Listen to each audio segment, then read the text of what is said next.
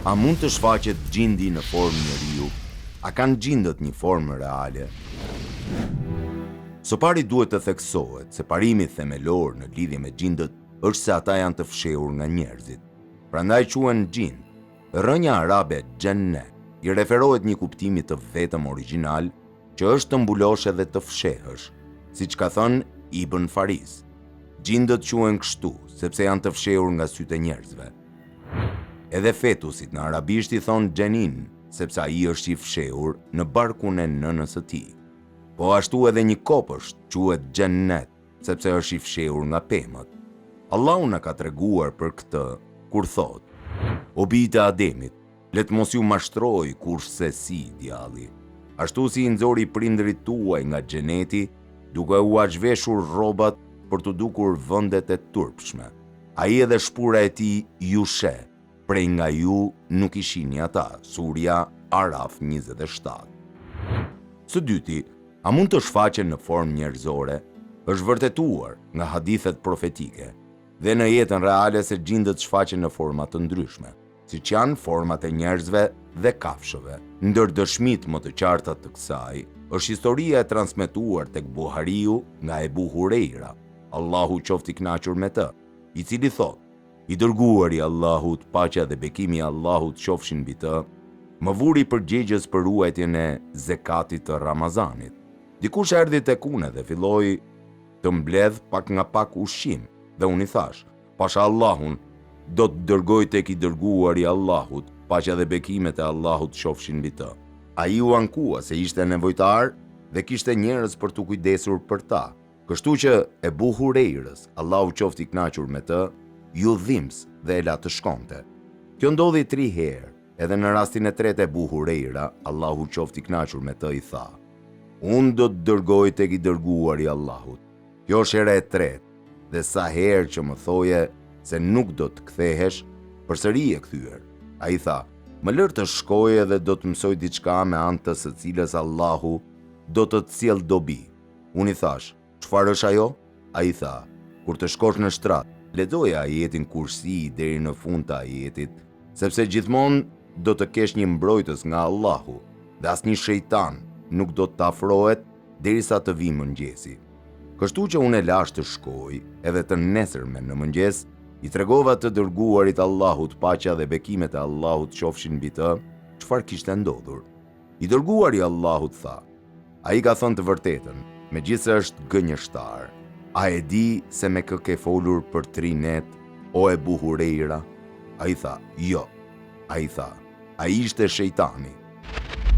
Ky hadith na mëson që një nga karakteristikat e shejtanit është gënjeshtra, dhe se ai mund të shfaqet në forma të ndryshme që mund të shihen. Fjalët e Allahut: Me të vërtetë, ai edhe shpura e tij ju sheh, prej nga ju nuk i shihni ata. Surja Araf 27. Vlen kur ai, shejtani, është në formën me të cilën është krijuar, pra në atë formë është e pamundur të shikohet nga njeriu. Është transmetuar se shejtani u është shfaqur Kurejshve në formën e Suraka ibn Malikut, i cili i inkurajoi ata të luftonin kundër profetit, paqja dhe bekimet e Allahut qofshin mbi të. Kjo ndodhi gjatë betejës së Bedrit. Urva bin Zubeir ka thënë: Kur Kurejshët vendosën të marshonin për në Bedër, u përmend ajo lufta që kishte ndodhur midis tyre dhe fisit Beni Bekr, dhe kjo pothuajse i bëri të ndryshonin mendje. Pastaj Iblisi ju shfaq atyre në formën e Suraka ibn Malikut, i cili ishte një nga fisnikët e Benu Kinanes, dhe u tha: Unë do t'ju mbroj që të mos ju vi nga Kinana diçka që t'ju dëmtoj. Kështu që ata e vazhduan planin e tyre. Kjo gjithashtu u përmend edhe nga Ibn Kathiri.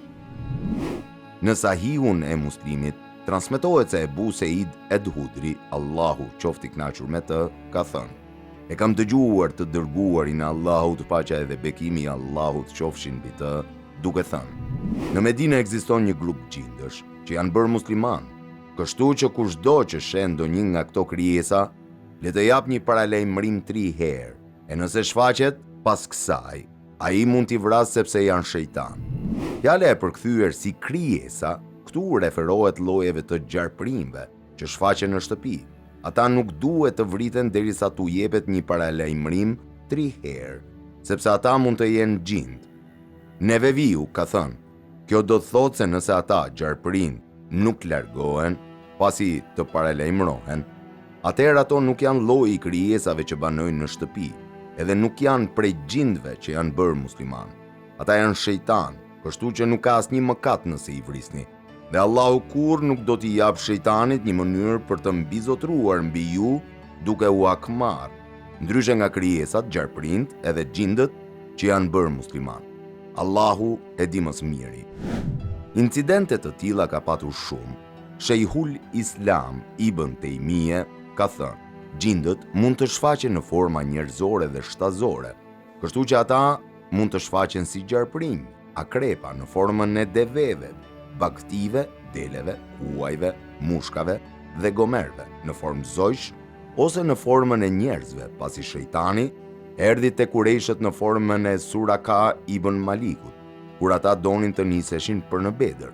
Së treti, gjindët kanë quar në humbjen e shumë njerëzve, duke u shfaqur në format e evlijave, njerëzve të mirë edhe njerëzve të drejtë.